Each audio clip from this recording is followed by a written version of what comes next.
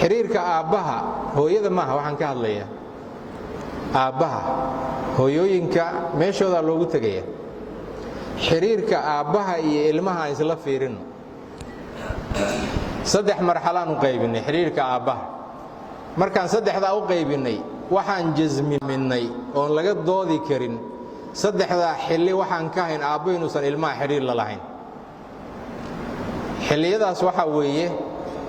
say u kala waaweynsa uma jeedid maxaa ugu yar jumcooyinka ugu yar ciidaha ku xiga markii ilmaha dhibgaadhaa ku xiga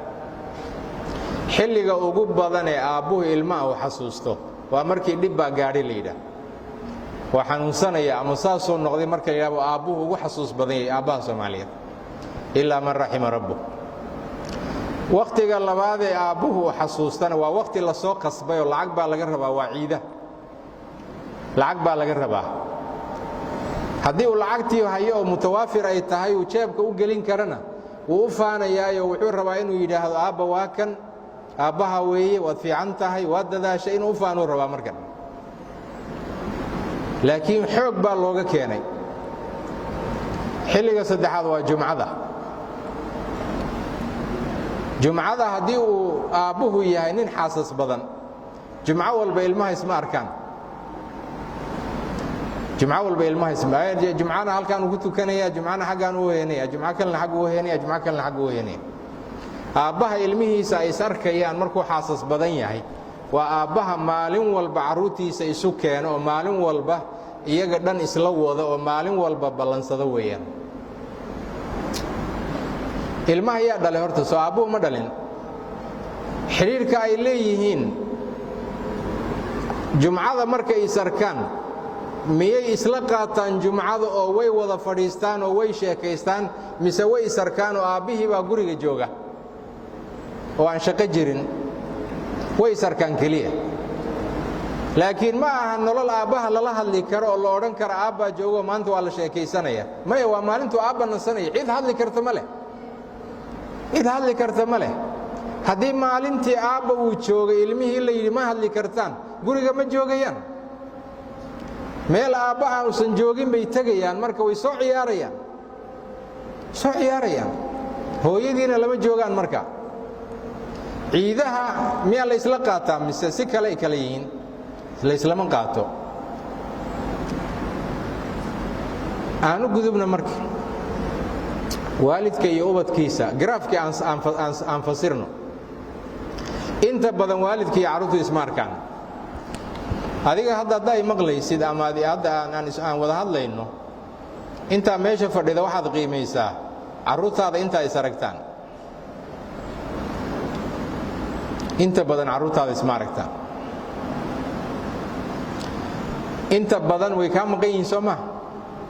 taas macnaheedu waa way carruurtaada inta badan dad kalaa wax u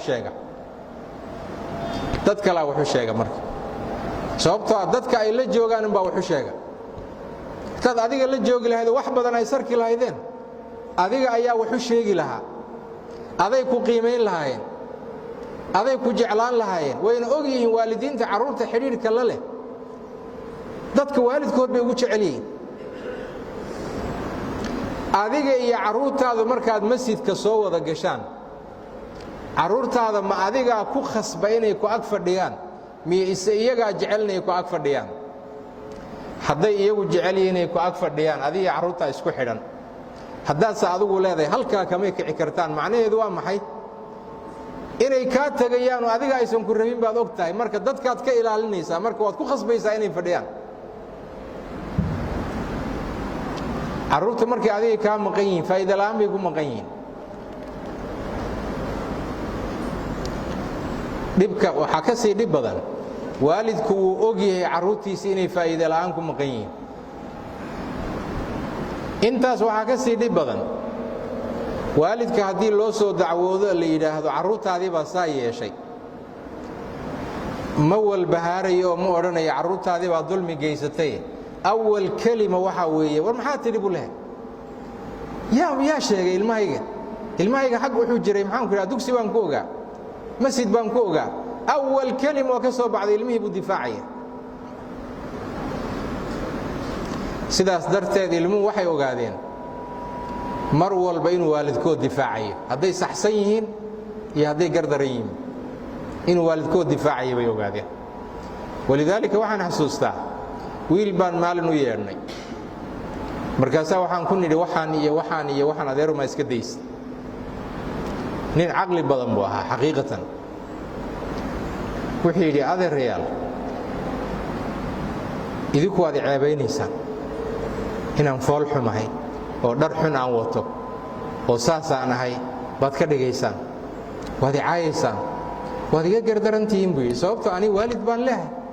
aab baan leehay hooyaan leehay walaallo waaweyn baan leehay maalin walba anoo sidaanaan soo baxa waxaanaan qabto un baan qabtaa kayfa yumkin buu yidhi in waalidkayn uu igu fiirsado idinkuna aad ogtihiin waxaan inuu xun yahay soo gar maaha laakiin waad saxsan tahay baan ku nidhi markii laga hadlaya xagga garnaqsiga laakiin cudurdaar kuuma noqonaysa waalidkay baa igu fiirsada waalidka waa inaan u tagno oon hortooda kaaga sheegno ma u malaynaysa inaan ku dhiiran karno inaan kaxayno oon waalidka aan hortiisa ku canaanno maya ilmaha markii waalidku ay ka warqabi waayaan oo maalin walba isagoo qaldan uu guriga ka baxo waxay gaadhsiinaysaa heer uu u qaatay inuu saxsan yahay culimmada wuu la yaaban yahay booliska wuu la yaaban yahay macallimiinta wuu la yaaban yahay dawladda wuu la yaaban yahay qofka weyn wuu la yaaban yahay cid kasta oo wax garanaysa hadday la hadasho wuu la yaaban yahay waana sababta keentay culimmada iyo dhallinyaradu inay isdhib isku qabaano ay dhallinyaradu ka dhuumanayaan markay culimmada arag sababtoo ah waa kuwii baas bay leeyihin waayo waalidkiibaa waxaan ogol